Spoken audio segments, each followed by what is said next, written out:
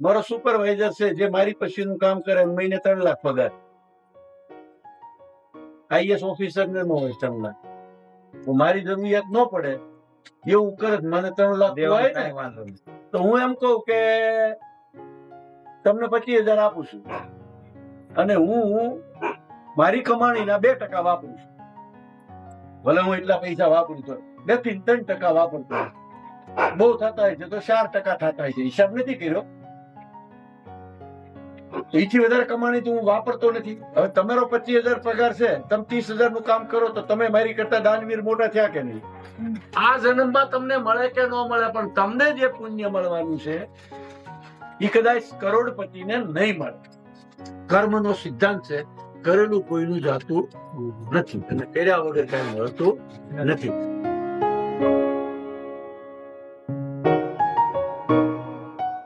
મારો સુપરવાઇઝર છે જે મારી પછીનું કામ કરે, મહિને 3 લાખ પગાર. આઈએસ ઓફિસર ને ન હોય 3 લાખ. મારી જરૂરિયાત ન પડે એવું કરે, મને 3 લાખ હોય ને મારી કેટલી કિંમત? મારું 15,000 કરોડ નું એક્સપોર્ટ છે. 3,000 કરોડ નું ટર્નઓવર થાય. આમ દાવાનું આવવાનું ગણો પણ હું એમાં કઈ ધ્યાન દેતો નથી. પણ હું ધ્યાન દેતો હોય તો 15 નું 30,000 થાય જ ને.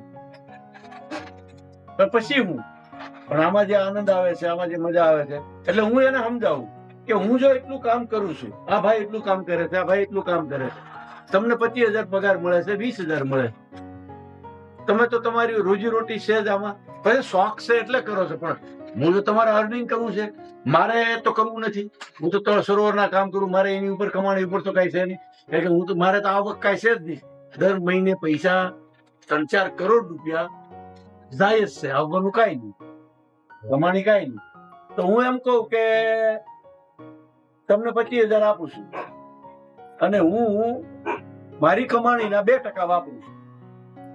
ભલે હું એટલા પૈસા વાપરું તો 2 થી 3% વાપરતો હોય.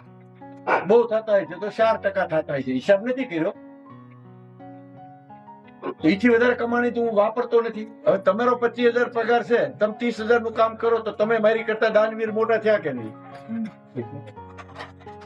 ભગવાનના સોપડે છે ને, ભગવાનના સોપડે ક્વોન્ટિટી નથી જોવાતી. તમારી પાસે શું છે એમાંથી તમે શું દીધું? મારી પાસે હેસિયત છે 100 કરોડ ની, હું 1 કરોડ દઉં, અને તમારી પાસે હેસિયત છે લાખ ની, 10,000 દો. કોણ ટકાવારી કોની બધી? ભગવાન ટકાવારી પોતાની આવકની ટકાવારી જોવે છે. સરકાર CSR વાપરવાનું કહે છે, તમને CSR વાપરવાનું તમારી કેપેસિટી નું કહે છે, અને રિલાયન્સ ને એની કેપેસિટી નું કહે છે. તો એ આ CSR કયો કે ભગવાનના સોપડે આ જ કુદરતનો ન્યાય છે, આમાં બીજું કોઈ ધર્મ નથી. તો તમે જો આટલું કામ કરીને આ જિંદગી તમારી પૂરી કરશો, તમે મારી કરતા આપણે બે વેઇટિંગમાં ન્યા આવીશું, ત્યાં મળવાના છીએ.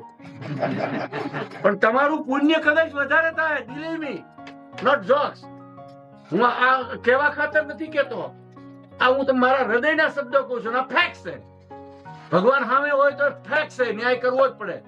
તમારો હક છે. આ જન્મમાં તમને મળે કે ન મળે, પણ તમને જે પુણ્ય મળવાનું છે એ કદાચ કરોડપતિને નહીં મળે. તમે તમારું પોતાનું ઇન્વેસ્ટમેન્ટ કરો છો. આ ભાઈ કરે છે પોતાનું ઇન્વેસ્ટમેન્ટ કરે છે. આ ભાઈ જેટલો હું સ્વાર્થી એટલો દયાળુ નથી. હું તો પૈસા વેપાર, હું તો પૈસા કેવી રીતે કમાવાની મળે, મને તે પૈસા કેવી રીતે મળે, હું હજી સેવાય કરું છું. હું આ 3-4 કરોડ વાપરું છું, પણ એની હું મારું ફ્યુચર જોઉં છું. આવનારા સમયમાં જયારે યુદ્ધ થાય તે યુદ્ધ રોકવામાં કદાચ મારો હાથ હશે. પાણી વાકે હું તો એ નફો જોઉં છું, વેપારી છું. હું કેવી રીતે કરું છું એમ. ગૌને જો કદાચ પ્રમોટ કરી છે, ભારતમાં પ્રમોટ કરી છે, અહીંયાથી બધા શીખી ગયા છે, તો ઈ હિસ્ટ્રીમાં અભાઈનું નામ લખાય. પૈસા કદાચ ઓછા મળશે, પણ આપણે બધા મળશું.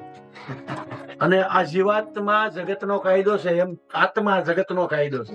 અત્યારે જીવ છે એનું એક જગત છે. તમે ગુનો કરો તમને પોલીસ પકડી જાય, તમે પાપ કરો તો તમને દુઃખ મળે, કોઈને હત્યા આ તે બધું આના જન્મમાં મળે.